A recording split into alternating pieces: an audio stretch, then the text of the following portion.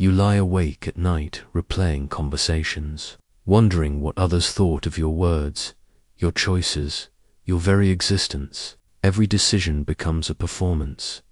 Every authentic impulse gets filtered through the exhausting question, what will they think?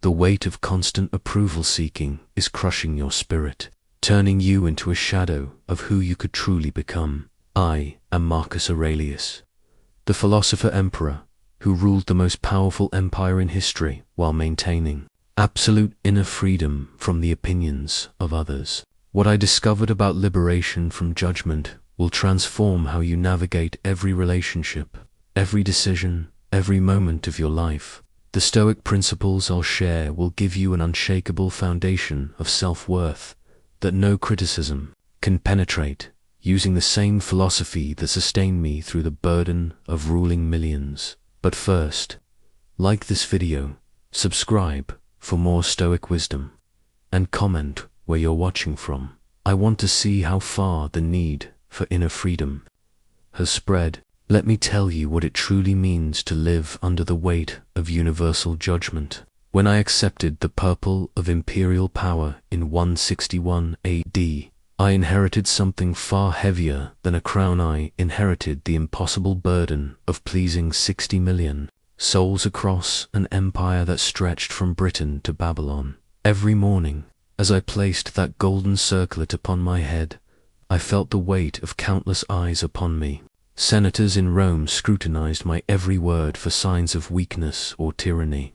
Soldiers on distant frontiers questioned my military decisions. Citizens in Alexandria debated my tax policies. Philosophers in Athens dissected my character. Even my own family watched to see if power would corrupt me as it had corrupted so many before. In those early years, I exhausted myself trying to be the emperor everyone wanted me to be. To the senators, I tried to be respectful of tradition. To the soldiers, I attempted to project strength and decisiveness. To the people, I worked to appear benevolent and just. To the philosophers, I strived to embody wisdom and virtue. I was performing a dozen different roles simultaneously, and the strain was crushing my soul. I remember one particular day when this burden nearly broke me. A delegation from Gaul had arrived, demanding lower taxes while simultaneously requesting more troops for defense. The Senate wanted me to refuse both requests to maintain fiscal discipline. My military advisors insisted I grant the troops, but raise taxes to fund them. The people of Rome were already grumbling about the cost of distant wars. No matter what I decided, millions would judge me harshly. That night, I sat alone in my private chambers, still wearing the crown that felt like it was made of lead rather than gold. I realized with stark clarity that I had become a prisoner of others' expectations. I was no longer Marcus Aurelius, was a reflection of what everyone else wanted to see. In trying to please everyone, I was pleasing no one, least of all myself. It was then that I understood the most profound truth of my life. The approval of others is an illusion of control. I could spend every waking moment crafting my image, calculating my words, measuring my actions against others' expectations, and still, tomorrow would bring fresh criticism, new demands, different expectations. The crowd that cheered my victories would curse my failures. The advisors who praised my wisdom would whisper about my mistakes. I had been chasing a ghost, the impossible dream of universal approval. But here's what I discovered that night. True power doesn't come from being liked by everyone. It comes from being guided by something that cannot be shaken by their opinions. I began to understand that my worth as an emperor, and more importantly as a human being, could not be determined by the fickle judgments of others. This realization didn't make the criticism stop. If anything, once I began acting from my own principles rather than others' expectations, the criticism intensified. But something miraculous happened. I stopped feeling the weight of it. When you anchor yourself to your own moral compass rather than others' approval, their judgment becomes like rain against a stone fortress. It may fall upon you, but it cannot penetrate your core. The crown was still heavy, but for the first time, I was strong enough to bear it. The next morning brought a revelation that would change everything. As I walked through the marble corridors of the palace, I observed something I had never truly seen before: the faces of those around me. Every senator, every advisor, every servant wore a mask.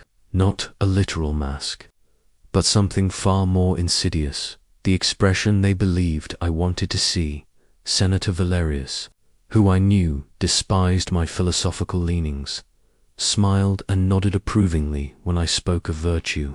My General Marcus, who privately questioned my military strategies, publicly praised every decision with enthusiasm that rang hollow. Even my own freedmen, men who had served my family for decades, shaped their words to match what they imagined would please me most. I realized with growing horror that I was not seeing authentic human beings. I was seeing reflections of my own power. They had become prisoners of my expectations, just as I had become a prisoner of theirs. We were all trapped in an elaborate performance, each actor terrified of dropping their mask and revealing their true thoughts. But the most disturbing revelation came when I examined my own behavior more closely. During a meeting with provincial governors, I caught myself unconsciously adopting the posture I thought would make me appear most imperial. When dining with philosophers, I found myself emphasizing certain aspects of my character while hiding others. Even in private moments with my wife Faustina, I noticed how I carefully curated which thoughts I shared and which I kept hidden. I was not one person, I was a dozen different versions of myself, each crafted for a different audience. The Senator Marcus was dignified and traditional. The philosopher impressing Marcus was intellectual and contemplative. The people-pleasing Marcus was benevolent and accessible. But which one was real? In trying to be everything to everyone, I had lost touch with who I actually was beneath all these performances. The weight of this realization was crushing. I thought about my subjects throughout the empire, all of them trapped in similar prisons. The merchant who pretended to enjoy conversations about topics that bored him, hoping to win favor with wealthy customers. The soldier who laughed at his commander's poor jokes, fearing punishment for honesty. The wife who hid her true opinions from her husband, believing that agreement was the price of peace. We had all become actors in an endless play, and we had forgotten the script was supposed to be our own lives. That evening, I made a decision that would reshape not only my reign, but my entire understanding of human existence. I resolved to conduct an experiment. For one full day, I would speak and act according to my genuine thoughts and feelings, regardless of how others might react. I would not be cruel or harsh, but I would be authentic. I would measure my words by their truth, not by their likely reception. The results were extraordinary. Some advisors seemed confused by my directness. Others appeared relieved to finally encounter genuine honesty. A few were clearly uncomfortable with my authentic responses. But something miraculous happened within my own spirit. I felt lighter than I had in years. The exhausting mental calculation of crafting appropriate responses simply disappeared. More importantly, I began to see others more clearly. When I stopped performing, others gradually began to drop their own masks. Real conversations emerged. Genuine disagreements led to better solutions. Authentic connections replaced hollow pleasantries. I discovered that most people, given permission by example, actually prefer authenticity to performance. They were as tired of their own masks as I was of mine. But someone had to go first. Someone had to demonstrate that survival and success were possible without constant approval seeking. That someone, I realized, had to be me. The year 166 brought catastrophe to my empire in the form of a plague, unlike anything Rome had ever witnessed. The Antonine Plague swept through our territories like wildfire, killing millions and testing every aspect of imperial leadership. It was during this darkest period that I discovered the most powerful truth of my philosophical journey, the construction of what I came to call the inner citadel. Picture, if you will, a fortress built not of stone and mortar, but of unshakable principles within your own mind. This citadel cannot be besieged by criticism, cannot be conquered by disapproval, and cannot be destroyed by the changing opinions of others. It was during those plague years that I learned to build these mental walls, brick by brick, principle by principle. The crisis began when terrified citizens demanded explanations for the divine punishment they believed had befallen Rome. Some blamed my philosophical leanings, claiming the gods were angry that their emperor preferred Greek wisdom to Roman tradition. Others insisted the plague was punishment for military campaigns in foreign lands. Religious leaders proclaimed it was divine retribution for tolerating foreign cults. The blame fell upon me from every direction, and for the first time in my reign, the criticism was not merely political, it was existential. I remember standing on the balcony of my palace, looking out over a city where funeral pyres burned day and night, and feeling the weight of millions of accusations. The old Marcus would have crumbled under such universal condemnation. He would have desperately sought ways to shift blame, to find scapegoats, to craft responses that might restore his image. But something had changed within me. I began my daily practice of what I now call fortress-building meditation.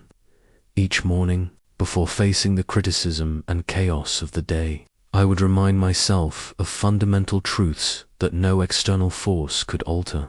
I would recite to myself, I am not responsible for the plague, but I am responsible for my response to it. I cannot control what others think of my leadership, but I can control whether my leadership is guided by virtue or by fear of their opinions. This practice became my morning ritual of constructing invisible walls around my essential self. Within these walls lived my core principles: justice, wisdom, courage, and temperance.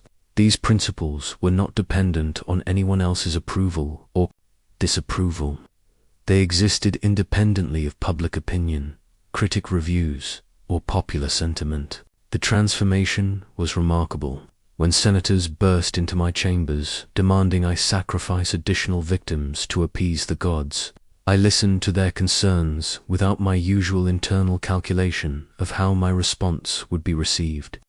When citizens gathered outside the palace shouting accusations, I heard their pain without taking their anger into my identity. When advisors suggested popular but unjust policies to restore public favor, I could refuse them without agonizing over the political consequences. I developed what I called the discipline of separation, the mental practice of distinguishing between what happened to me and what happened within me. External events, criticism, praise, success, failure, outside my citadel. They were weather patterns that might rage round my fortress, but they could not penetrate its walls unless I opened the gates. The most powerful aspect of this inner fortress was its foundation, the recognition that my worth as a human being was not determined by external validation. I anchored my self-respect to my adherence to virtue rather than to others' approval of my actions. This meant that even when my decisions were universally criticized, I could maintain inner peace if I knew those decisions were guided by justice and wisdom. During the worst months of the plague, when death carts rolled through streets and citizens openly questioned my competence, I discovered an extraordinary paradox. The less I needed their approval, the more effectively I could serve them. When I stopped making decisions based on what would be popular and started making them based on what was right, my leadership became more decisive, more compassionate, and ultimately more effective. The inner citadel taught me that true strength comes not from the absence of criticism, but from the presence of unshakable internal principles. Within these walls, you become invulnerable to the shifting winds of public opinion, while remaining completely open to genuine wisdom and constructive guidance. This fortress is not built in a day. It requires daily construction, constant reinforcement, and vigilant maintenance. But once its walls are strong, you discover a freedom that no external circumstance can touch. The freedom to be yourself regardless of who approves or disapproves. The morning after I had refused to sacrifice innocent prisoners to appease the gods during the plague, my advisor, Junius, burst into my private study with panic written across his face. "Caesar," he said, his voice trembling, "the people are saying you care more about foreign philosophy than Roman lives. They're calling you weak, impious, a betrayer of our ancestors' ways." I set down my stylus and looked at him calmly. "Tell me, Junius, what exactly are they saying?" As he recounted the specific criticisms that I was too influenced by Greek thought, that I lacked the decisive brutality of previous emperors, that my philosophical nature made me unsuited for crisis. Leadership. I found myself listening with a clarity I had never possessed before. I was hearing the words without absorbing them into my identity. This was the moment I discovered what I came to call the discipline of perception, the art of examining criticism through a philosophical lens that transforms poison into medicine. Had learned to ask myself for essential questions when faced with judgment from others. First, is there truth in this criticism that can help me improve? Second, does this criticism reveal more about the critic than about me? Third, is this person qualified and positioned to make this judgment? Fourth, does this criticism align with or contradict my core principles? Applying these questions to the accusations against me during the plague revealed fascinating insights. Some citizens criticized my refusal to scapegoat foreigners for the disease. This criticism, I realized, actually confirmed that I was acting according to justice, one of my core principles. Their disapproval was not a sign that I was wrong, but evidence that I was right, despite the cost. Other criticisms contained genuine wisdom. A trusted general privately told me that my philosophical discussions with advisors were happening too frequently during crisis meetings, distracting from urgent, practical decisions. This feedback was valuable because it came from someone with relevant expertise who had observed actual behavior that could be improved.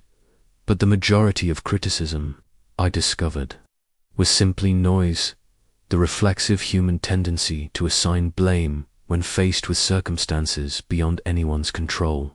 People needed someone to blame for the plague, and as emperor, I was the most convenient target. Understanding this transformed my relationship with their anger. I could feel compassion for their fear without taking responsibility for their need to blame. I began teaching this discipline to others around me. When my secretary Marcus complained that critics were calling his administration of grain distribution inadequate, I asked him to examine the criticism systematically. Who were the critics? What were their specific complaints? Did they have better solutions to offer? What did their criticism reveal about their own fears and limitations? Through this analysis, Marcus discovered that most criticism came from citizens who had never managed large-scale logistics and had no understanding of the impossible complexities involved in feeding a city during a plague. The criticism revealed their anxiety, not his incompetence. But buried within the noise were legitimate concerns from experienced administrators that led to genuine improvements in the distribution system. This discipline of perception required constant practice. My natural human instinct was still to feel stung by criticism and elevated by praise. But gradually, I trained my mind to treat both as data rather than declarations of my worth. Criticism became a source of potential wisdom rather than a threat to my identity. Praise became pleasant but irrelevant to my sense of self-worth. I learned to distinguish between criticism of my actions and attacks on my character. When someone said my military strategy was flawed, I could evaluate that objectively. When someone said I was weak or unfit to lead, I could recognize that as an emotional projection rather than useful feedback. The most liberating aspect of this discipline was realizing that most criticism says more about the critic than about you. When senators called me to philosophical, it revealed their discomfort with intellectual complexity, not a flaw in my character. When citizens called me heartless for maintaining rational policies during emotional times, it showed their need for dramatic gestures, not evidence of my lack of compassion. I also discovered that the timing and manner of criticism often revealed its true nature. Constructive feedback typically came privately from people who cared about improvement. Destructive criticism usually came publicly from people who cared about tearing down rather than building up. Through this lens, I could separate the wheat from the chaff, extracting genuine wisdom while remaining immune to the psychological poison of unconstructive judgment. This discipline transformed criticism from a weapon that others could use against me into a tool I could use for my own growth and understanding. One autumn evening, as I walked through the Forum Romanum surrounded by statues of previous emperors, I was struck by a sobering realization that would forever change how I viewed reputation and legacy. These marble figures, once living men who commanded the known world, now stood silent while tourists and children played around their bases. Most passers-by couldn't even name half of them. I paused before the statue of Emperor Trajan, whose conquests had expanded our empire to its greatest extent. Here was a man who had been celebrated as the greatest military leader of his generation, whose victories were commemorated in massive monuments, whose name was spoken with reverence throughout the empire. Yet, as I watched a young boy climb on the statue's base while his mother chatted with friends, paying no attention to the supposed immortal glory before them, I understood the profound vanity of seeking posthumous fame. This moment sparked what became my deepest meditation on the futility of living for others' memory. I began to study the fates of all those who had sought immortality through reputation, and what I discovered was both humbling and liberating. Consider Alexander the Great, whose name still echoes through history. Yet what good does that fame do him now? He cannot hear the praise, cannot feel the admiration, cannot enjoy the recognition. His consciousness, whatever it was, has long since departed.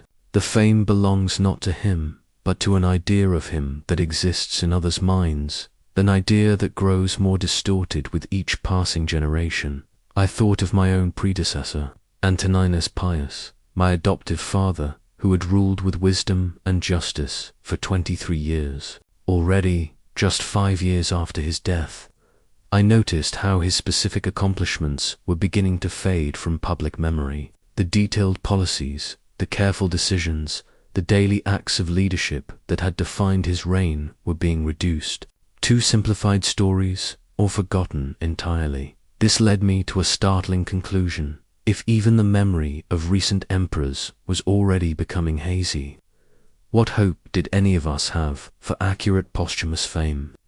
And more importantly, why should we care? The version of myself that might be remembered after my death would not be MIT, would be a simplified, distorted shadow constructed by people who never knew me, shaped by their own needs and biases. I realized that seeking posthumous fame was like trying to control a conversation you will never be able to hear.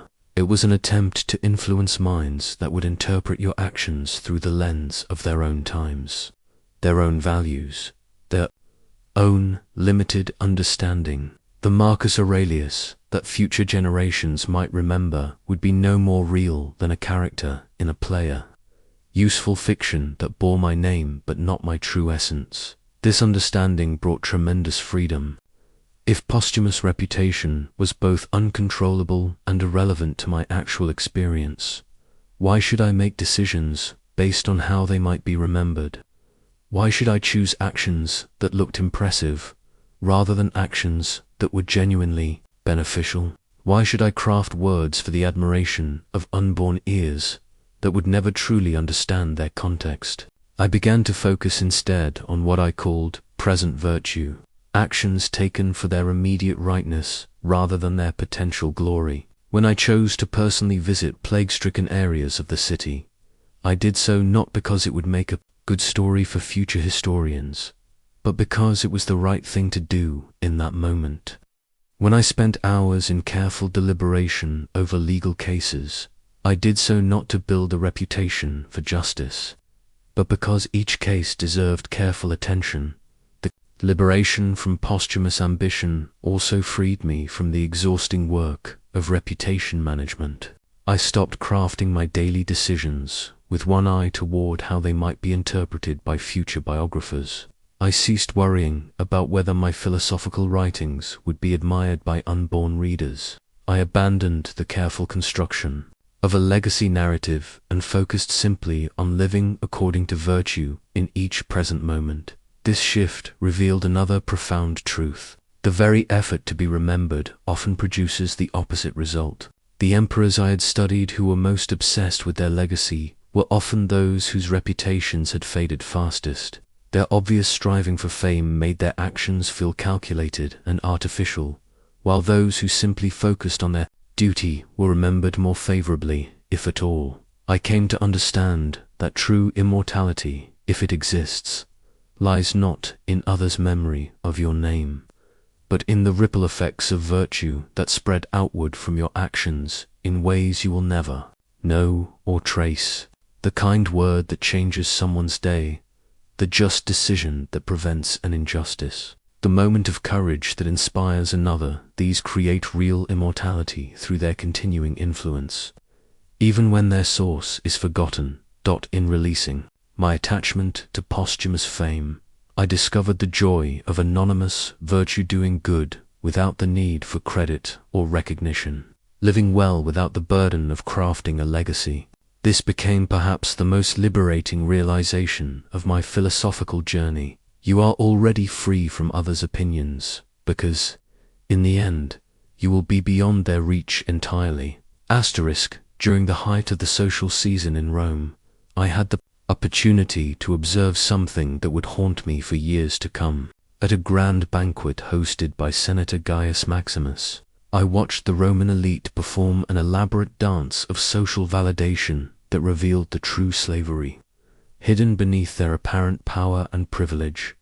Senator Lucius arrived wearing a toga of the finest silk, clearly chosen to signal his wealth and status. Yet throughout the evening, I noticed his eyes constantly scanning the room, measuring others' reactions to his appearance. When younger senators failed to acknowledge his presence with sufficient deference, his face darkened with barely concealed anger. When older senators complimented his taste, he visibly relaxed, his entire mood transformed by their approval. Lady Claudia, wife of a successful merchant, dominated conversations with elaborate stories of her recent purchases and social connections. But her constant need to name-drop and display her acquisitions revealed a deep insecurity. She wasn't sharing joy. She was desperately seeking validation that her worth was sufficient, that her status was secure, that others would confirm her value. Most disturbing was watching young Marcus Brutus, a promising philosopher who had recently published a treatise on virtue. Instead of engaging in meaningful intellectual discourse, he spent the evening carefully crafting responses designed to make him appear more brilliant, more learned, more worthy of respect. His authentic curiosity and genuine insights were buried beneath layers of performance designed to win admiration. I realized I was witnessing addiction in its purest form, not to wine or gambling, but to the approval of others. These accomplished, powerful people had become slaves to external validation, and like all addicts, they needed increasingly larger doses to achieve the same effect. The senator needed not just acknowledgement, but special deference. The merchant's wife needed not just acceptance, but envy. The philosopher needed not just respect, but awe. Each validation fix provided only temporary relief before the craving returned, stronger than before. What made this tragedy even more poignant was recognizing my own past behavior in their actions. I remembered the early years of my reign when I would lie awake replaying conversations, analyzing whether I had impressed the right people, made the correct political alliances, said things that would enhance my reputation. I recalled the euphoria of receiving praise and the crushing despair of facing criticism, the emotional roller coaster that external validation creates. The true horror of this addiction became clear when I observed how it corrupted every aspect of their lives. Senator Lucius made political decisions based not on their merit, but on their likely reception among his peers. Lady Claudia chose friendships according to their social value rather than genuine connection. Young Brutus shaped his philosophical thoughts to match what would make him appear most impressive rather than pursuing truth wherever it led. They had become prisoners of others' opinions. But unlike prisoners in actual cells, they didn't even recognize their captivity. They mistook their chains for jewelry, their prison for palace, their slavery for success. I began to understand that social validation operates like a drug because it activates the same psychological mechanisms. When someone praises you, your brain releases chemicals that create temporary pleasure. When someone criticizes you, your brain triggers stress responses designed to motivate you to regain group acceptance. Over time, you need more and more external approval to feel good about yourself. And even small amounts of criticism create disproportionate anxiety. The addiction is particularly insidious because society encourages it. We praise people for being well regarded and respected, never questioning whether their regard and respect come at the cost of their authenticity.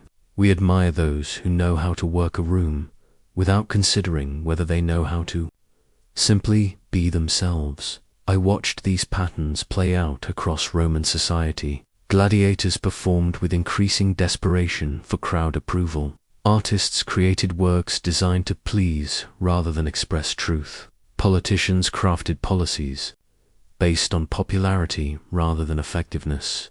Merchants sold not just goods, but carefully constructed images of success and status. The most tragic aspect was how this addiction prevented genuine human connection. When you're constantly performing for others' approval, you never really encounter other people. You encounter their potential judgment of your performance. You never form authentic relationships. You form alliances in the endless campaign for validation. Breaking free from this tyranny requires recognizing it for what it is, a form of slavery that masquerades as social success. The chains are invisible, but stronger than iron, because the prisoner helps forge them and even guards the door of his own cell. True freedom begins with the radical decision to stop measuring your worth by others' reactions.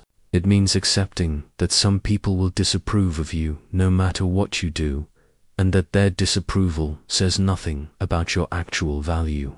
It means choosing authenticity over approval, even when authenticity is less popular. The liberation that comes from breaking this addiction is extraordinary. When you stop needing others' validation, you can finally see them clearly, connect with them genuinely, and offer them the gift of your authentic self rather than a carefully crafted performance designed to win their applause.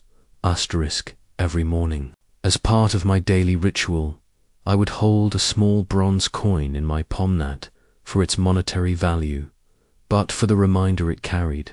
Engraved on one side was my own profile, the imperial image that would outlast my flesh. On the reverse was a simple skull, a gift from my Stoic teacher that bore the inscription Memento Mori, remember you must die. This practice, which I maintained throughout my reign, provided the most powerful antidote to the poison of others' opinions that I ever discovered. When you truly comprehend your mortality not as an abstract concept, but as an immediate reality, the weight of human judgment simply dissolves.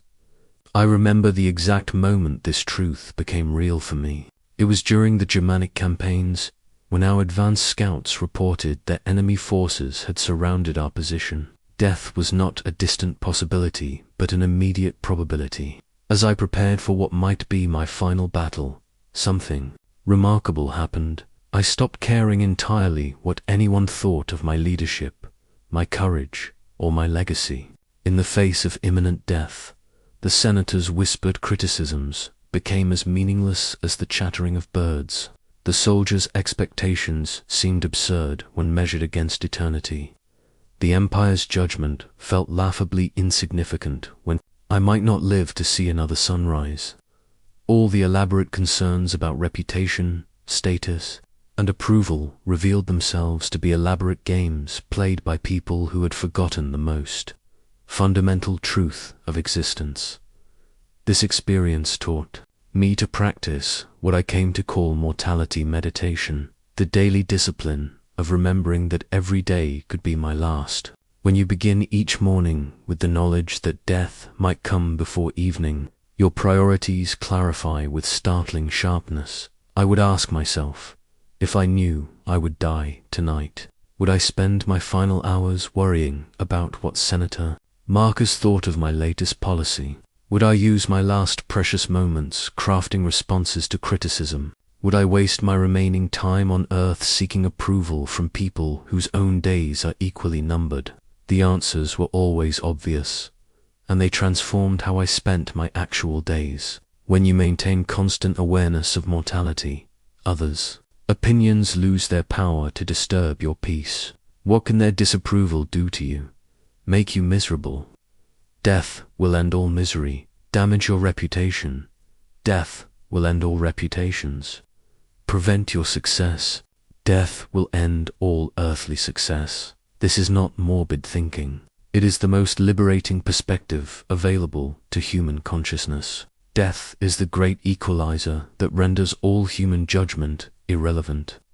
The critic and the criticized, the approver and the approver seeker, the famous and the forgotten all will share the same fate. I began incorporating this awareness into my daily decisions. When facing a choice between popular action and right action, I would ask, which choice would I make if I knew I would die tomorrow? The answer was always clear. A dying man does not compromise his principles for others' approval. A dying man does not waste time on performances designed to impress. A dying man lives authentically because he has no time for anything else. This perspective also revealed the absurdity of fearing others' judgment. What is the worst thing their criticism can do to you? Cause you pain. You will experience far greater pain in dying. Ruin your reputation. Your reputation will be ruined completely by death. Make you feel rejected. Death is the ultimate rejection from life itself. When you truly grasp that both you and your critics are temporary beings, on a temporary planet in a temporary universe, their opinions lose all power to control your emotions or dictate your choices. You become free to live according to your deepest values rather than their superficial expectations. I found that this mortality awareness also generated profound compassion. When I remembered that the senator criticizing my policies would someday be as dead as I, his criticism seemed less like an attack and more like the confused bleating of a fellow mortal creature struggling with his own fears and limitations. When I recalled that the citizen demanding impossible solutions would someday face his own final moments, his anger seemed less threatening and more pitiable. Most importantly, mortality meditation revealed the precious nature of each present moment. Instead of wasting time worrying about future reputation or past judgments, I could focus completely on the immediate opportunity to act with virtue, to treat others with kindness, to pursue wisdom, to experience beauty. Every moment not spent seeking approval was a moment gained for actually living. Death, the great teacher, had shown me that freedom from others' opinions is not just possible, it is inevitable. The only question is whether you choose that freedom now, while you can still benefit from it, or wait for death to impose it upon you. On a clear night during my campaigns along the Danube frontier, I lay beneath a sky so vast and star-filled that it seemed to press down upon the earth with the weight of infinity. As I contemplated the countless points of light stretching beyond all human comprehension, A profound realization washed over me that would forever change how I viewed the importance of human opinion. The universe, in all its magnificent indifference, simply does not care what anyone thinks of you. Consider the scale of what surrounds us. Our entire earth, the stage upon which all human drama plays out, is but a tiny speck orbiting an unremarkable star among billions of stars in our galaxy alone. Our galaxy itself is one of countless others scattered across distances so vast that human minds cannot truly grasp them. Within this cosmic context, what possible significance could your reputation hold? I began to practice what I called cosmic perspective meditation, regularly contemplating my place within the universe until the proper proportions became clear. Imagine viewing your life from the distance of the moon, where the entire earth appears as a pale blue dot. From that perspective, can you even locate the building where someone criticized you? Can you identify the room where someone questioned your competence? Can you find the street where someone gossiped about your reputation? Now pull back further to the distance of the sun, where Earth disappears entirely into the darkness of space. From this vantage point, what happens to the importance of whether Senator Flavius approves of your policies? What becomes of your concern about Lady Octavia's opinion of your character? Where is the weight you've been carrying about public perception? Continue this mental journey to the edge of our solar system, then to the nearest star, then beyond our galaxy to the vast emptiness between galaxies. At each stage, the complete irrelevance of human judgment becomes more apparent. The universe contains supernovas that destroy entire star systems, black holes that devour light itself, and cosmic events of such magnitude that our entire civilization could vanish without creating even the smallest ripple in the cosmic order. This perspective is not meant to diminish human life or make our experiences meaningless. Rather, it is meant to right-size the importance we place on others' opinions. Your life has profound meaning and value, but that meaning does not depend on what other people think of you. Your worth is intrinsic, not assigned by external authorities. I found this cosmic perspective particularly liberating during times of intense criticism, when angry citizens gathered outside the palace, demanding explanations for military setbacks. I would remind myself that we were all standing on a rock hurtling through space around a nuclear furnace, in a galaxy that was itself racing through an expanding universe toward an uncertain fate. The cosmic absurdity of worrying about their approval in such a context became immediately apparent. The universe operates according to laws that pay no attention to human opinion. Gravity does not care whether you are popular or despised. It affects everyone equally. The sun shines on both the praised and the criticized. The rain falls on those with good reputations and bad reputations alike. The laws of physics that govern everything from the smallest atom to the largest galaxy remain completely unmoved by human judgment. This indifference is not cruel, it is liberating.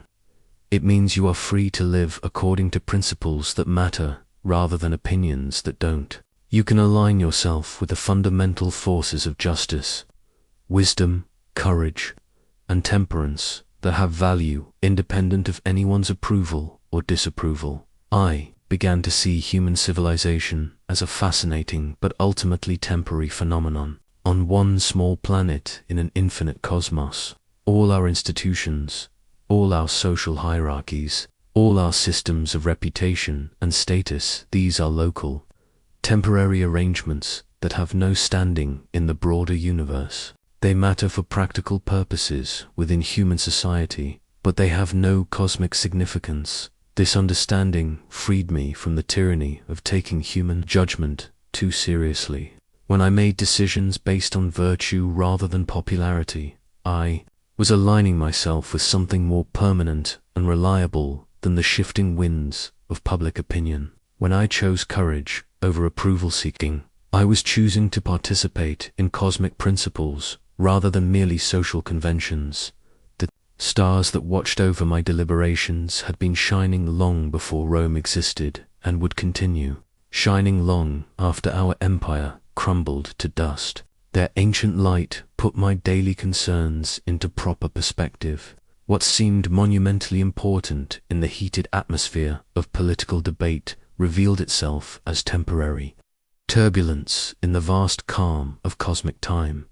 This perspective also generated a profound sense of freedom and wonder. If the universe is vast beyond imagination, and I am but a tiny part of it for a brief moment, then I am free to spend that moment authentically rather than in service to others' temporary opinions. I can choose to align with truth, beauty, justice, and love, not because these will make me popular, but because they participate in the fundamental nature of existence itself. The universe's indifference to human judgment is perhaps the greatest gift it offers us, the gift of perspective that sets us free to live according to what actually matters, rather than what others think matters. The true test of my philosophical development came during the revolt of Avidius Cassius in 175 AD. My trusted general, believing false reports of my death, had declared himself emperor and gained the support of several eastern provinces. When I learned of this betrayal, every advisor urged me to respond with the traditional imperial fury: public executions, brutal reprisals, and dramatic displays of power designed to restore fear and respect. But as I contemplated this decision through the lens of authentic virtue rather than public expectation, a different path emerged. Cassius had acted on false information, believing he was saving the empire from a dead emperor. His motives, while misguided, were not entirely corrupt. More importantly, responding with excessive brutality would make me a different person than I wanted to be. Regardless of how it might be received, I chose a course that shocked everyone around me. Instead of marching east with legions bent on destruction, I announced my intention to meet with Cassius personally to understand his motivations and seek reconciliation. I would respond to betrayal with an attempt at wisdom rather than a display of power. The reaction was immediate and fierce. Senators accused me of weakness. Military commanders warned that my reputation for strength would be permanently damaged. Citizens worried that my merciful nature made me unfit to protect the empire. The criticism came from every direction, intense and sustained. But something extraordinary happened within my own spirit during this period of universal disapproval. I felt more aligned with my true self than ever before. By choosing authentic action over popular action, I had discovered a source of strength that no external validation could provide and no external criticism could undermine. When news arrived that Cassius had been killed by his own men before I could meet with him, I faced another test. The easy path was to posthumously condemn him as a traitor and use his death to justify whatever narrative would serve my political interests. Instead, I honored him as a capable general who had acted from misguided loyalty, and I pardoned all his supporters. This decision created an even greater uproar. How could an emperor show honor to a dead rebel? How could I pardon men who had taken up arms against Rome? Surely this proved I was too philosophical, too soft, too concerned with abstract principles to govern effectively. Yet I had never felt more powerful or more free. By acting according to my authentic principles rather than others' expectations, I had discovered what I came to call the compass of integrity, an internal guidance system that points toward right action, regardless of its likely reception. This compass operates on a simple principle. Your worth as a human being is determined by the alignment between your actions and your deepest values, not by the alignment between your actions and others' approval. When you consistently choose what is right over what is popular, you build an unshakable foundation of self-respect that no criticism can erode. I began applying this principle to smaller daily decisions with remarkable results. When meeting with provincial governors, instead of telling them what they wanted to hear, I told them what they needed to hear. When reviewing legal cases, I focused on justice rather than on which verdict would be most well received. When choosing advisors, I selected those who would give me honest counsel rather than those who would enhance my reputation. Each authentic choice built upon the previous ones, creating a momentum of integrity that became its own reward.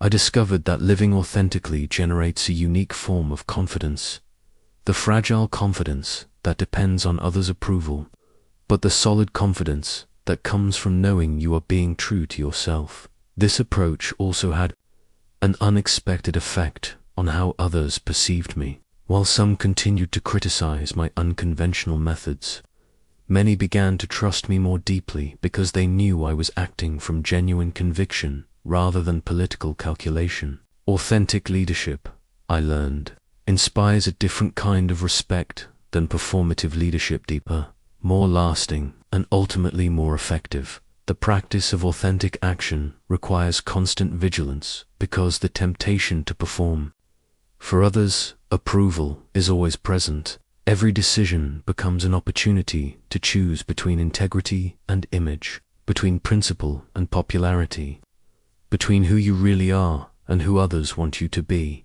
But each time you choose authenticity over approval, you strengthen your internal compass and weaken the power that others' opinions hold over you.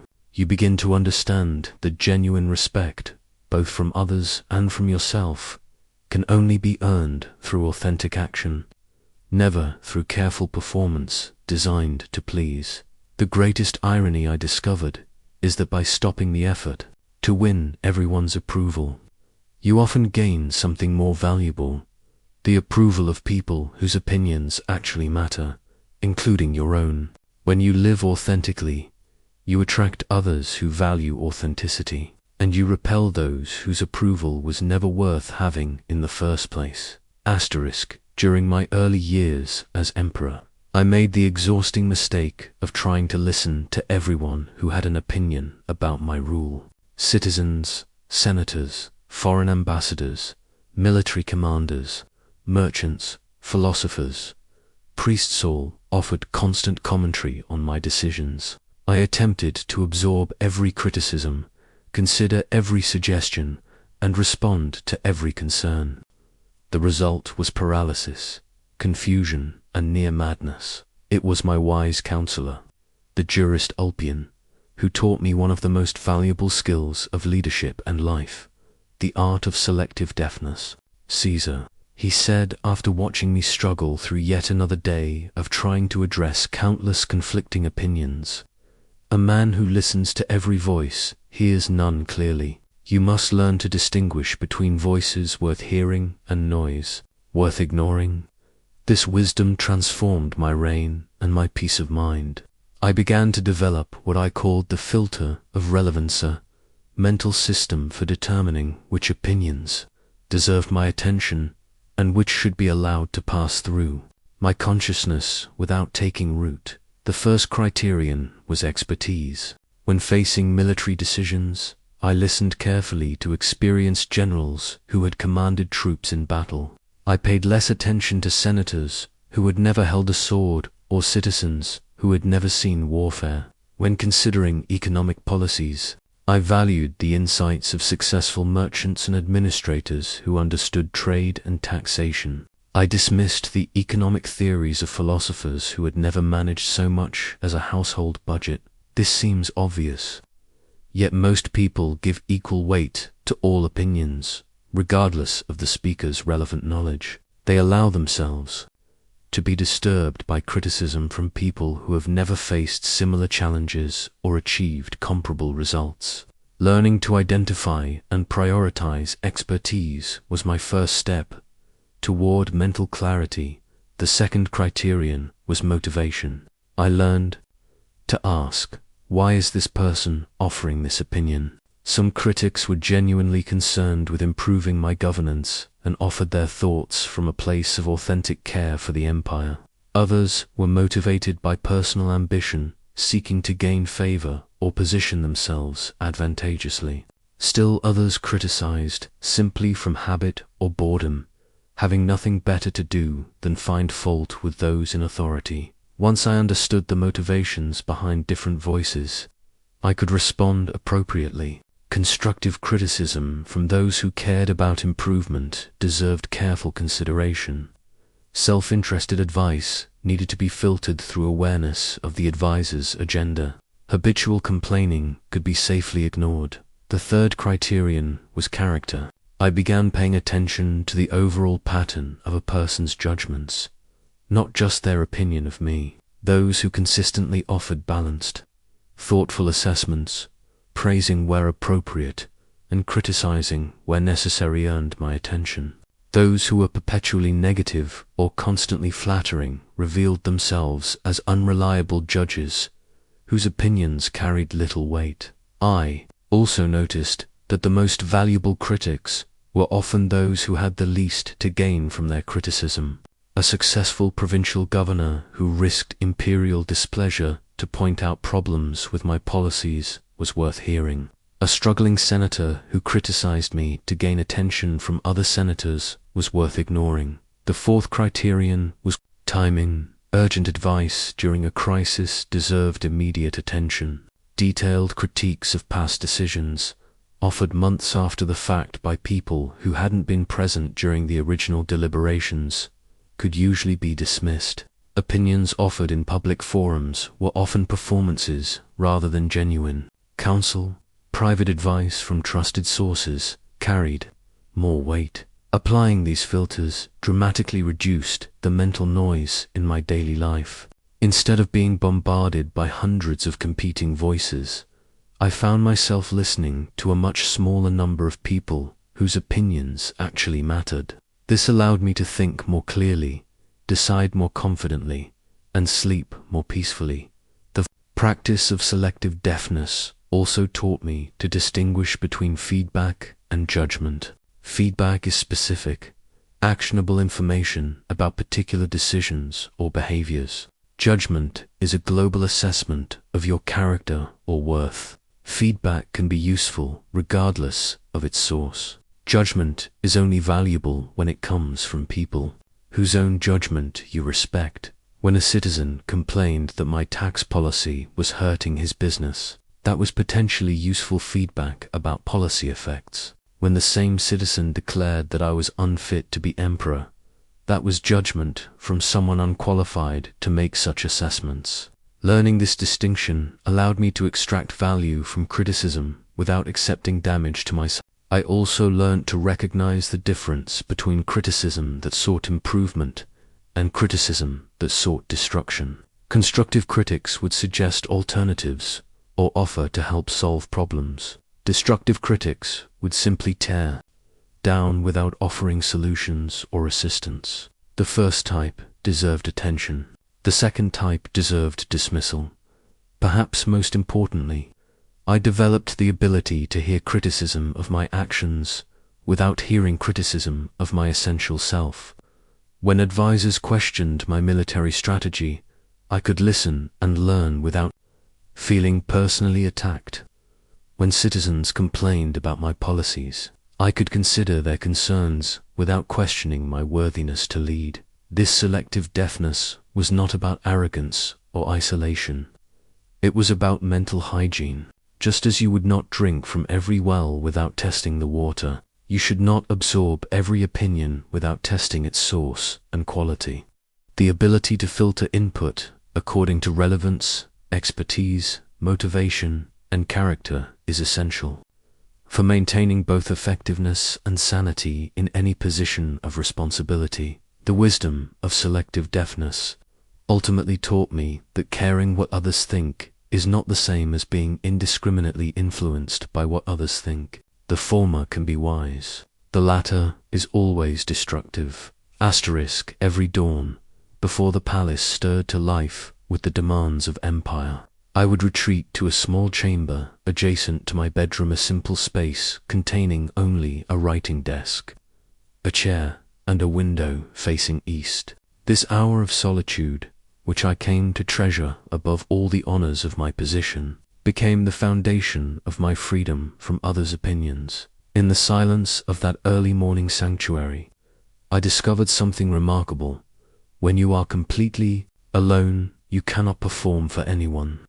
There is no audience to impress, no critics to appease, no expectations to meet. In solitude, you encounter your authentic self, not the version crafted for others' consumption, but the raw, unfiltered reality of who you are when no one is watching. The practice began as simple necessity. The constant demands of ruling left no time for reflection during my waking hours. Every moment was filled with meetings, decisions, ceremonies, and the endless presence of others who needed something from me or had opinions about my performance. I realized that without deliberate solitude, I would lose touch with my own thoughts, my own values, my own voice beneath the cacophony of others' voices. During these quiet morning hours, I would write what later became my personal meditations, not grand philosophical treatises meant for public consumption,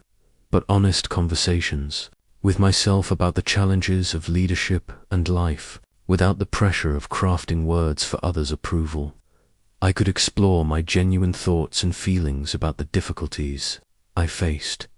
I wrote about my fears without having to appear fearless.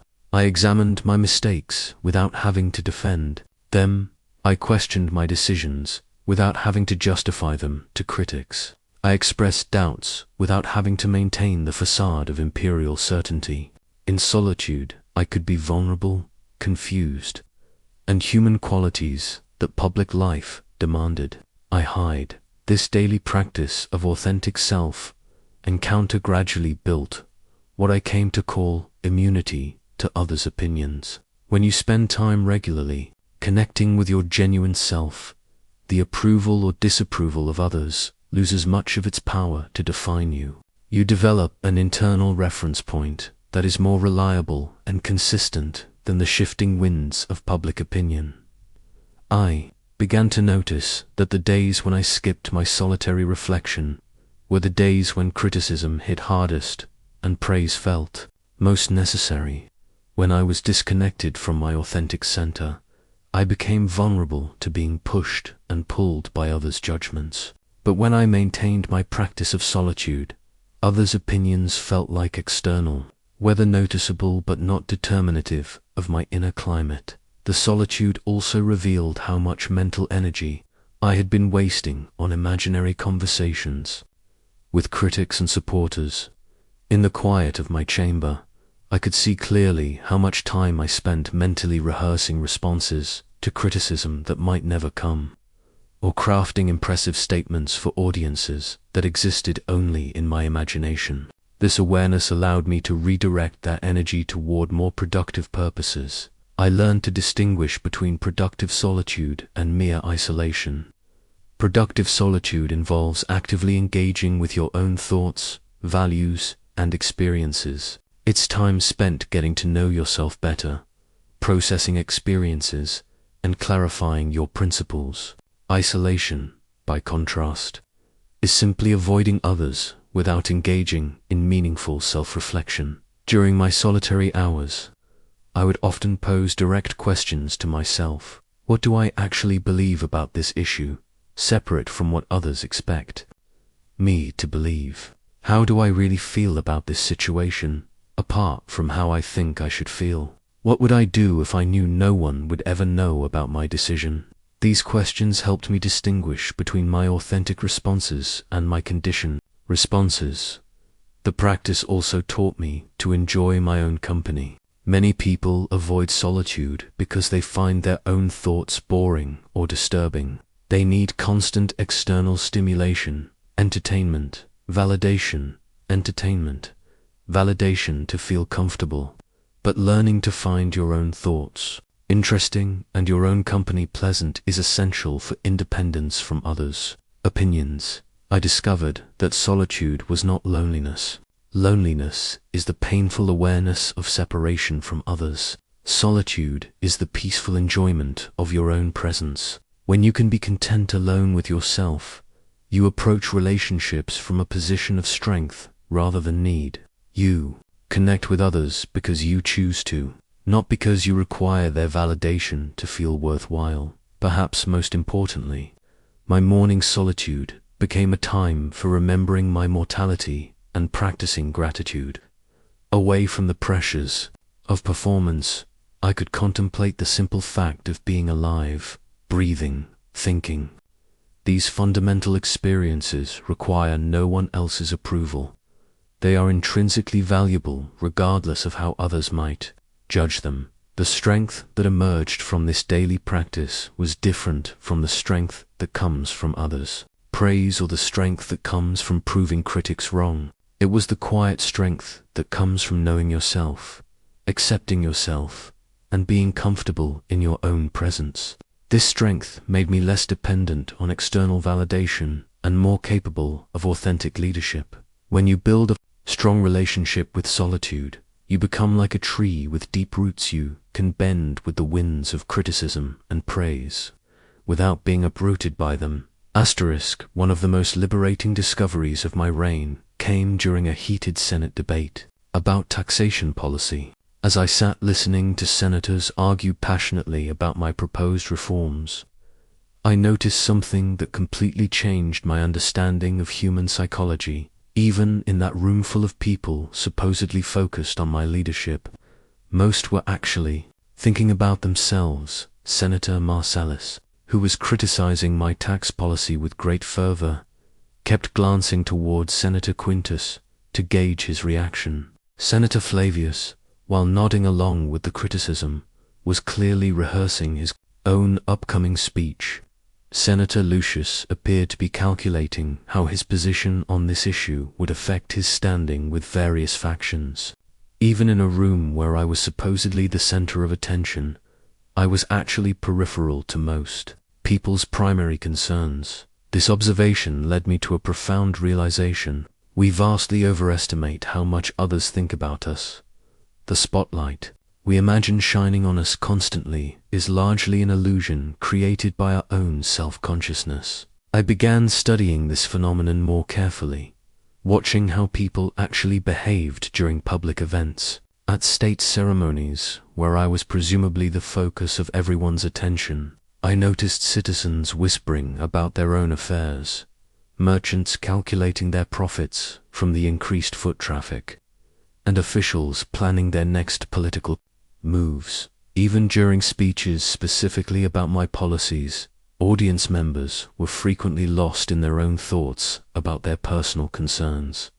This was simultaneously humbling and incredibly freeing. Humbling because it revealed how much less central I was to others' mental lives than I had assumed. Freeing because it meant the intense scrutiny I imagined myself under was largely imaginary. I started applying this insight to my daily experience of criticism and praise. When a citizen criticized my leadership, I would remind myself that this person probably spent far more time thinking about his own problems, his business, his family, his health than about my governance. His criticism, intense as it might seem in the moment, was likely a brief diversion from his primary preoccupations with his own life. Similarly, when supporters praised my decisions, I recognized that their praise was often more about positioning themselves favorably than about deep consideration of my actual performance. They had their own goals, concerns, and daily struggles that occupied far more of their mental energy than evaluating my leadership. I realized that the imaginary audience we perform for exists primarily in our own minds. We create elaborate scenarios of how others are watching us, judging us, talking about us, but most of the time, they're doing exactly what we're doing, thinking about themselves. This understanding demolished one of the primary sources of my anxiety about public opinion. I had been exhausting myself trying to manage the impressions of people who weren't actually paying that much attention in the first place. I was crafting careful responses to criticism from people who had probably moved on to other concerns. Immediately after voicing their complaints, the revelation became even clearer when I observed my own behavior. Even during conversations specifically about other people's actions or decisions, my mind would often drift to my own concerns. When listening to reports about provincial governors' performance, I would find myself thinking about how their situations related to my own challenges. When hearing gossip about senators' personal lives, I would often connect their stories to my own experiences. If I, who was genuinely trying to focus on others, still spent most of my mental energy on my own concerns. How much more true was this for people who had no particular reason to think about me beyond brief moments of interaction? This insight provided enormous relief from the burden of self-consciousness. Instead of walking into every room assuming all eyes were on me and all minds were evaluating my performance, I could recognize that most people were primarily concerned with their own appearance, their own performance, their own problems. The practical implications were immediate. When giving speeches, I stopped worrying so much about every word being analyzed and remembered. Most listeners would retain only general impressions while their minds wandered to their own affairs. When making public appearances, I ceased agonizing over every gesture being scrutinized. Most observers were probably thinking about their own responsibilities or plans for the rest of the day. This didn't make me careless or disrespectful toward others. It simply freed me from the paralyzing self-consciousness that comes from imagining constant evaluation. I could focus on being genuine and effective rather than on managing impressions that were largely illusory anyway. I also began to feel more compassion for critics and supporters alike. When I understood that their opinions of me were often secondary to their primary concerns with their own lives, their judgments seemed less like verdicts on my worth and more like brief expressions of their own fears, hopes, and struggles. The imaginary spotlight that had made me feel constantly exposed and evaluated was replaced by a more realistic understanding. Most people are walking around under their own imaginary spotlights, convinced that others are watching them as intensely as they watch themselves. We're all the stars of our own mental dramas, which means we're all supporting characters in everyone else's. This recognition was profoundly liberating.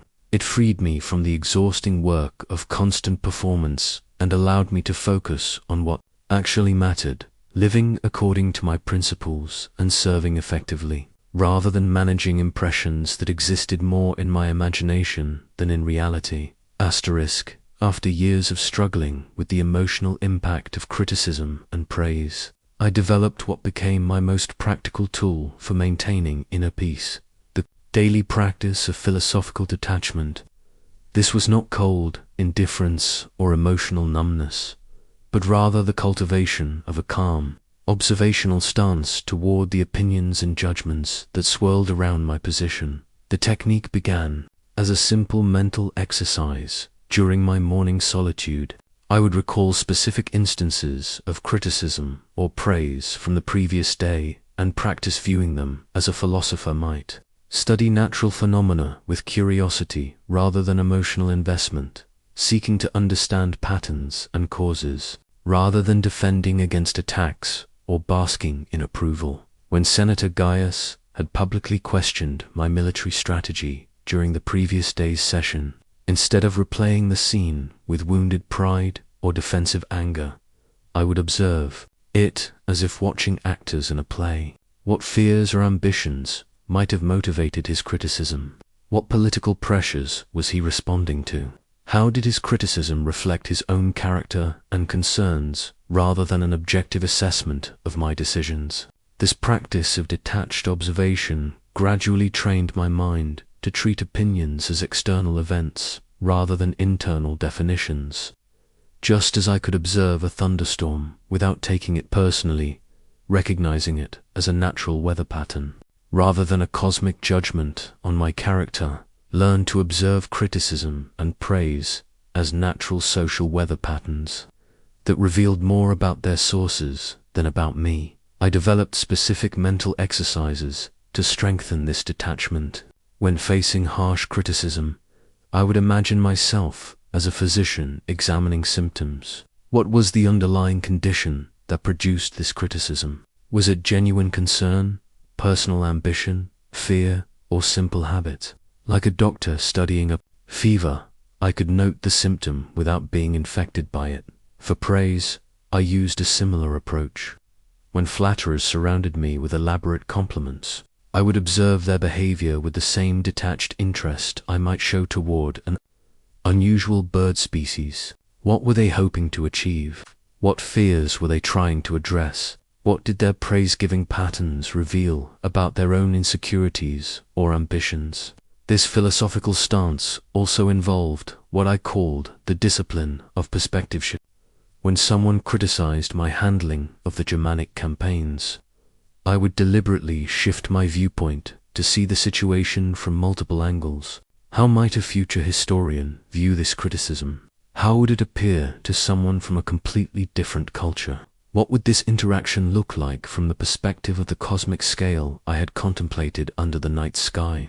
These shifts in perspective consistently revealed how temporary and contingent most human judgments are. The criticism that felt overwhelming in the moment would likely be forgotten within weeks. The praise that seemed so significant would probably be replaced by different praise or criticism based on completely different circumstances. Recognizing this impermanence made it easier to remain emotionally steady regardless of the current weather of opinion. I also practiced what I called emotional archaeology, examining my own reactions to others' opinions to understand their deeper sources. When criticism stung particularly sharply, I would investigate why. Often, I discovered that the most painful criticisms were those that touched on my own doubts or fears. The criticism itself wasn't the problem. My internal vulnerability was. This self-examination taught me to address the actual sources of my emotional reactions rather than trying to control others' opinions. If criticism of my military decisions hurt because I was genuinely uncertain about my strategy, the solution was to seek better counsel and make more informed decisions, not to silence the critics. If praise for my philosophical insights felt necessary because I doubted my own wisdom, the solution was to develop genuine confidence through study and practice, not to seek more praise. The practice required constant vigilance because the mind's default response to judgment is emotional reactivity. When someone questioned my policies, my immediate impulse was still to feel defensive or to craft arguments proving my rightness. When someone praised my leadership, my initial reaction was still to feel elevated and validated. But through daily practice, I could catch these reactions quickly and shift into the observer stance. I learned to create what I called emotional space between stimulus and response. When criticism arose, instead of immediately reacting with hurt or anger, I would pause and observe both the criticism and my reaction to it. This pause, sometimes just a few seconds, was enough to engage my philosophical training and respond from wisdom rather than wounded ego. The most profound aspect of this practice was discovering that detachment actually enhanced rather than diminished my ability to learn from others. When I wasn't emotionally invested in defending my ego, I could hear criticisms more clearly and extract whatever wisdom they might contain. When I wasn't dependent on praise for my self-worth, I could evaluate compliments more objectively and avoid being misled by flattery. Philosophical detachment also made me more effective in my relationships. When I could listen to others' concerns without taking them as personal attacks, I could respond more compassionately and practically. When I could receive praise without becoming attached to it, I could maintain more authentic connections with those around me. This daily practice of detached observation gradually built what I came to think of as philosophical indifference to others' opinions, but freedom from being emotionally controlled by them. Like a skilled sailor who can navigate any weather without being overwhelmed by storms or becalmed by lack of wind, I learned to move through the social weather of judgment while maintaining my inner equilibrium and direction. The ultimate test of my liberation from others' opinions came in 177 AD, when I faced perhaps the most unpopular decision of my entire reign. A severe grain shortage threatened Rome itself, and the traditional solution raiding neighboring territories or dramatically increasing taxes on the provinces would have been politically popular but morally wrong. Instead, I chose a path that would anger nearly everyone while serving the greater good. I decided to sell imperial treasures and reduce palace expenditures to purchase grain from distant markets, while implementing rationing measures that affected all social classes equally. The wealthy hated losing their luxurious imperial entertainments. The poor resented the rationing. The military disapproved of reducing funds for equipment and campaigns. The Senate was outraged that I would sell symbols of Roman power to foreign merchants. Standing before the Senate to announce this decision, I felt the full weight of what it meant to act from principle rather than popularity. Every face in that august chamber showed some degree of disapproval, anger, or bewilderment. These were the most powerful people in the empire, and they were unified in their opposition to my choice. A few years earlier, such universal condemnation would have crushed my spirit and possibly changed my mind. But years of philosophical practice had prepared me for exactly this moment. As I looked out at their hostile faces, I felt something remarkable, complete inner peace. I was not acting to please them, so their displeasure could not diminish my resolve. I was not seeking their approval, so their disapproval could not shake my confidence. I was guided by my principles, which remained unchanged regardless of their opinions. The criticism that followed was intense and sustained. Citizens gathered outside the palace, demanding I reverse the rationing. Senators made speeches questioning my competence and loyalty to Roman traditions. Military commanders sent messages suggesting I was weakening the empire's position. Foreign ambassadors reported back to their courts that Rome's emperor had grown weak and indecisive. Yet throughout this storm of disapproval, I maintained the inner calm I had cultivated through years of practice. Each morning, I would rise and ask myself the same question: are my actions aligned with justice, wisdom, courage, and temperance? The answer was consistently yes. The grain shortage was alleviated without causing suffering to our neighbors or crushing our provinces with unsustainable taxes. Roman citizens did not starve, even if they had to temporarily reduce their consumption. This experience taught me that true courage is not the absence of fear of others. Disapproval it is the willingness to act rightly despite that fear. I was not immune to the pain of universal criticism, but I had learned to carry that pain without letting it control my decisions. The approval of my conscience had become more important than the approval of the crowd. The long-term results vindicated my choice in ways I could not have anticipated. The provinces that had been spared crushing taxation remained loyal during later crises. The example of imperial sacrifice during the grain shortage actually strengthened my moral authority. With many citizens who initially opposed the decision, foreign nations developed greater respect for an empire that would choose difficult principles over easy expedients. But even more important than these practical outcomes was what I learned about the relationship between moral courage and inner freedom. Each time you choose right action over popular action, you strengthen your independence from others' opinions.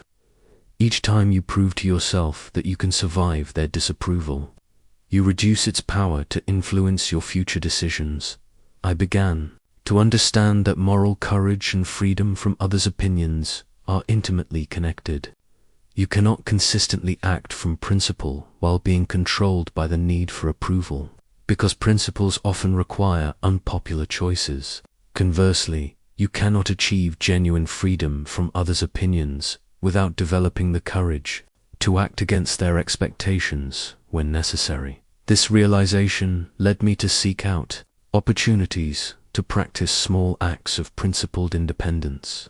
When advisors recommended policies designed to enhance my popularity rather than serve the common good, I would choose the more difficult but more virtuous path.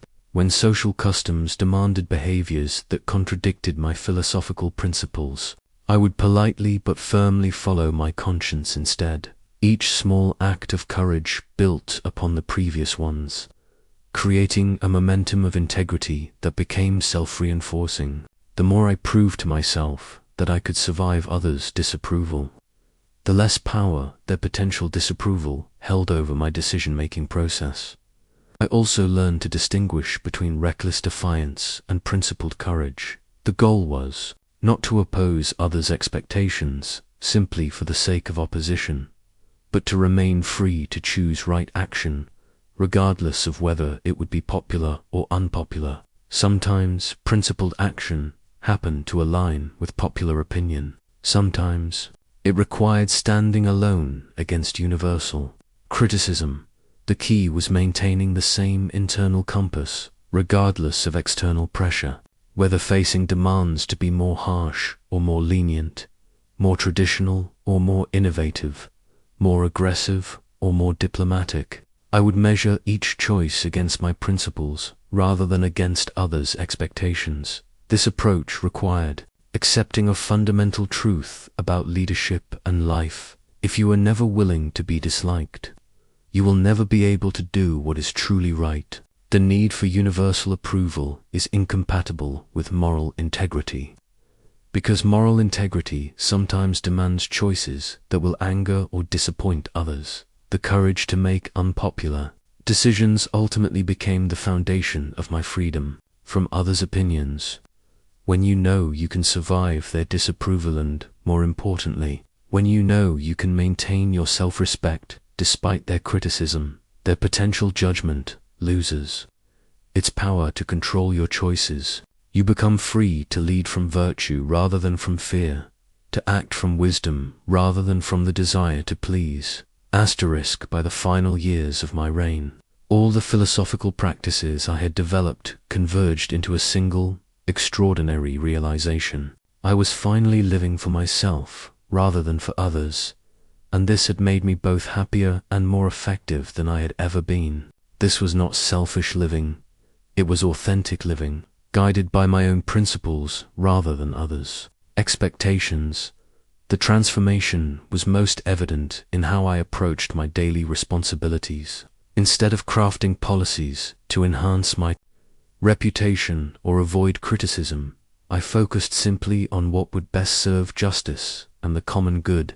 Instead of choosing words designed to impress listeners, I spoke the truth as I understood it. Instead of performing the role of emperor, I simply was the emperor, authentically and without pretense. This shift toward authentic living revealed how much energy I had been wasting on the elaborate machinery of approval seeking. The mental calculations of how each action would be received, the careful crafting of words to create desired impressions, the constant monitoring of others' reactions, all of this exhausting internal work simply disappeared when I stopped trying to control others' opinions of me. I discovered that living for yourself, properly understood, means living according to your deepest values and principles, rather than according to others' expectations or your own ego's demands. It's not about indulging every impulse or ignoring others' needs. It's about making your own conscience and wisdom the final authority in your decisions, rather than the crowd's approval or disapproval. The practical results were remarkable. Freed from the need to appear perfect, I could acknowledge mistakes more readily and learn from them more effectively. No longer needing to maintain an image of imperial infallibility, I could seek advice more openly and change course when necessary. Released from the burden of managing impressions, I could focus all my energy on actually governing well. My relationships with others improved dramatically. When I stopped performing for their approval, people could finally encounter the real Marcus Aurelius rather than the carefully constructed version I had been presenting.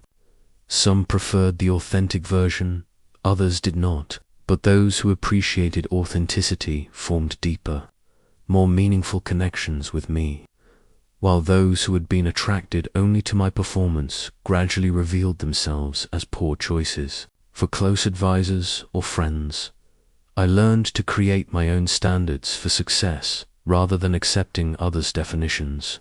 Instead of measuring my worth by popularity polls or senatorial approval ratings, I evaluated myself according to whether I was growing in wisdom, acting with justice, showing courage when necessary, and maintaining temperance in all things.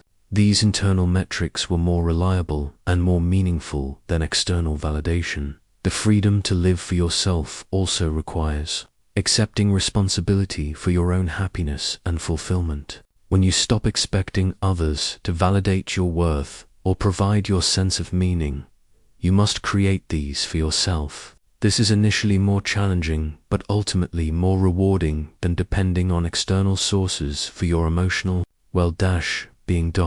I developed what I called self-sourced confidence, a sense of my own worth that came from my alignment with virtue, rather than from others' opinions of my performance. This confidence was steadier than approval-based confidence, because it didn't fluctuate with others, changing moods, political calculations, or personal circumstances. This internal source of validation also made me more generous with others. When I didn't need their approval to feel good about myself, I could focus on actually helping them rather than on managing their impressions of me. When I wasn't competing for their validation, I could celebrate their successes without feeling threatened. When I wasn't dependent on their opinion of me, I could offer honest counsel even when it wasn't what they wanted to hear. Living for yourself, in this authentic sense, also means accepting your own complexity and contradictions rather than trying to present a simplified version that others can easily categorize and approve. I stopped trying to be the emperor that everyone wanted and started being the emperor that my principles, experience, and circumstances demanded. The freedom was exhilarating. Instead of constantly wondering, what will they think, I could ask, what do I think? Instead of how will this be received, I could ask, what is the right thing to do? Instead of will this enhance my reputation, I could ask, will this serve justice and wisdom? This shift also revealed how much more interesting and fulfilling life becomes when you stop trying to be who others want you to be and start discovering who you actually are. The energy that had been devoted to impression management could now be channeled into genuine growth, deeper relationships, more creative solutions to problems, and richer experiences of beauty, wisdom, and connection. Perhaps most importantly, living for yourself creates a ripple effect that grants others permission to do the same. When people encounter someone who is genuinely authentic rather than performing for approval, it reminds them that such authenticity is possible. Your freedom from others' opinions can inspire their freedom from others' opinions, creating, expanding circles of liberation from the exhausting work of constant performance. The ultimate paradox, I discovered, is that when you stop living for others' approval, you often become someone more worthy of genuine respect and affection. Authenticity attracts authentic relationships, courage inspires courage in others, and integrity commands a deeper form of admiration than any performance ever could. Asterisk, as I write these words in my final years, looking back on a lifetime spent learning to free myself from the tyranny of others' opinions, I am filled with a profound sense of peace that no external circumstance can disturb. This peace, not the temporary calm that comes from receiving approval, but the deep tranquility that comes from no longer needing it, has become my greatest treasure and my most important legacy. The inner peace that emerges from liberation from others' opinions is unlike any other form of contentment I have experienced. It does not depend on favorable circumstances, positive feedback, or successful outcomes. It exists independently of the external world's chaos, criticism, and change. Like a flame that burns steadily regardless of the winds around it, this peace remains constant whether I face praise or blame, success or setback, popularity or condemnation. This peace has allowed me to face my own mortality with equanimity. The approach of death, which once might have triggered desperate concerns about my legacy and how I would be remembered, now feels simply like the natural conclusion of a life well lived according to my own principles. I am curious about how, Future generations might interpret my reign, but I am not anxious about it, because their opinions cannot change the reality of the choices I made or the person I became. The most profound aspect of this inner peace is how it has changed my relationship with time itself. When you are not constantly calculating how your actions will be received or remembered, you can be fully present in each moment. When you are not rehearsing future conversations with critics or replaying past encounters with disapproval, your mind is free to engage completely with whatever is happening now. I have observed this peace rippling outward to affect everyone around me. When you are not seeking validation from others, you can give them something far more valuable: your complete, authentic attention. When you are not performing for their approval, you can offer them genuine presence. When you are not competing for their regard, you can focus entirely on how you might actually serve their needs. My advisors have commented on how this transformation has affected my leadership. Freed from the need to appear strong, I can show appropriate vulnerability when I genuinely need help. Released from the obligation to seem wise, I can admit ignorance and seek counsel without embarrassment. No longer required to project confidence in every situation, I can acknowledge uncertainty and change course when new information emerges. This authenticity has created what I call trust magnetism, the tendency for honest, capable people to be drawn to leaders who are clearly not performing for approval. When others sense that you are being genuine rather than calculating, they are more likely to offer their own honesty in return. This creates an environment where real problems can be identified and genuine solutions can be developed. The peace has also deepened my capacity for compassion.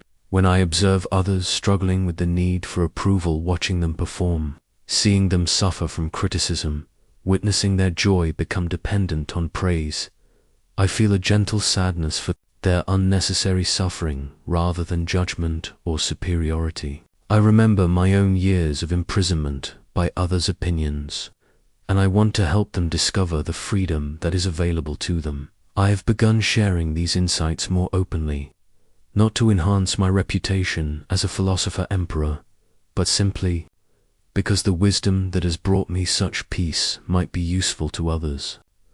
I notice that those who are ready to hear these truths respond with recognition and relief, while those who are still attached to approval-seeking often resist or dismiss them. This difference in reception no longer troubles my plant seeds of wisdom where they might grow, without needing to control whether they will sprout. The inner peace that comes from freedom from others' opinions has also revealed itself to be remarkably practical.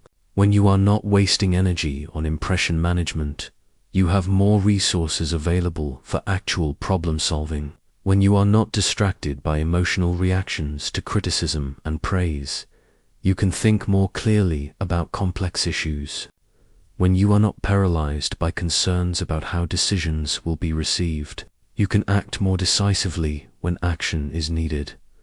Perhaps most importantly, this peace has taught me that true influence comes not from seeking to control others' opinions, but from embodying principles so consistently that others are inspired to examine their own lives. The emperor who desperately needs his subjects' approval has far less real authority than the emperor who serves according to virtue regardless of their response. As I contemplate the approaching end of my time on earth, I realize that this inner peace is the only thing I can truly take with me from this life. My accomplishments, my reputation, my empire will continue or fade according to forces beyond my control. But the peace that comes from living authentically, the tranquility that comes from aligning with virtue, the calm that comes from freedom from others' opinions, this belongs to me completely and cannot be taken away by any external force. This peace is available to anyone willing to undertake the journey from approval-seeking to authenticity. It requires courage, practice, and patience, but it offers in return the most valuable treasure imaginable: the ability to live and die with complete integrity, regardless of what anyone else thinks about it. As I conclude these reflections on freedom from others' opinions, I want to leave you with practical guidance for beginning your own journey toward Stoic liberation. The path I have described is not merely philosophical theory, it is a tested way of living that can transform your relationship with criticism, praise, and the fundamental question of where you source your sense of worth. Begin each day with a simple question: what would I do today if I knew that no one would ever praise or criticize my actions? Let this question guide your choices, not as an excuse for selfishness, but as a way of connecting with your authentic values and principles.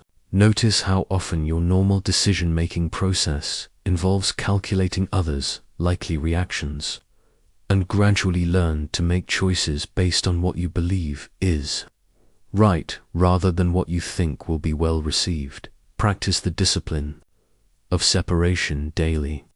When someone offers criticism or praise, pause before reacting and ask yourself, is this about me or is this about them? Most human judgment reveals more about the judge's own fears, biases, and circumstances than about the person being judged. Learning to see criticism and praise as information about the speaker, rather than verdicts about yourself, will gradually reduce their emotional impact. Develop your inner citadel through regular solitude. Set aside time each day, even just 10 minutes, to connect with your authentic self away from others' expectations and opinions. Use this time to reflect on your values, process your experiences, and remember what matters most to you, independent of social pressures. This daily practice will gradually build immunity to others' opinions and strengthen your connection to your genuine self. Cultivate selective deafness by creating standards for whose opinions deserve your attention.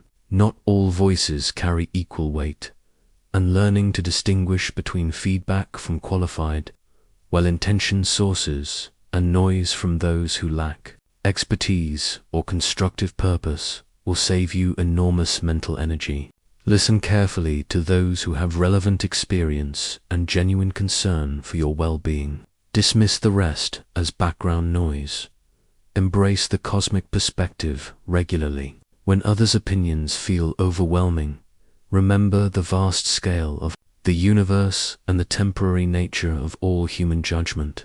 Your reputation will not survive into cosmic time, and the universe operates according to principles that have nothing to do with what anyone thinks of you. This perspective is not meant to diminish your life's meaning, but to right-size the importance of social approval. Practice mortality meditation weekly. Remember that both you and your critics will someday be dead, and their opinions of you will matter exactly as much then as your opinions of long-dead Romans matter now. Death puts all human judgment into proper perspective and can free you to live authentically rather than performing for approval. Build courage through small acts of authenticity. Start with low-stakes situations where you can practice being genuine rather than performing. Express your real opinions in casual conversations instead of saying what you think others want to hear. Make decisions based on your principles rather than on what will be popular.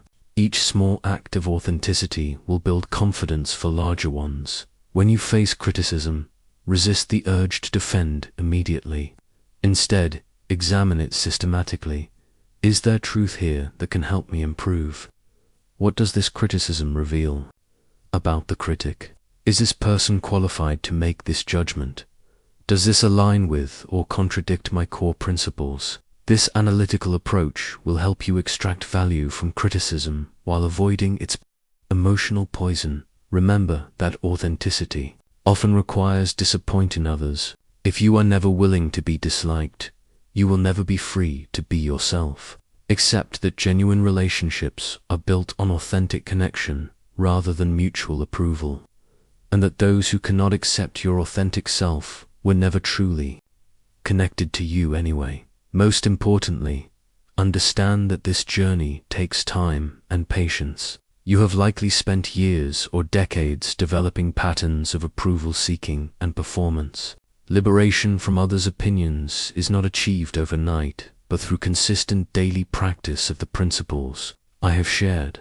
The freedom that awaits you is extraordinary. When you no longer need others' approval to feel worthy, you discover an unshakable source of confidence. When you stop performing for their judgment, you can finally be yourself. When you cease trying to control their opinions, you gain control over your own peace of mind. This liberation is not about becoming indifferent to others or uncaring about their welfare. It is about serving others from a place of strength rather than need, connecting with them authentically rather than strategically, and offering them the gift of encountering your genuine self rather than a carefully crafted performance. The path to Stoic liberation from others' opinions is the path to becoming truly yourself. It is the path to peace that no external circumstance can disturb, confidence that no criticism can shake, and joy that no disapproval can diminish. This freedom is your birthright as a rational being capable of virtue. Begin today. Choose authenticity over approval. Choose principle over popularity. Choose the difficult path of genuine living over the exhausting performance of seeking others' validation. Your authentic self and the peace that comes with it is waiting.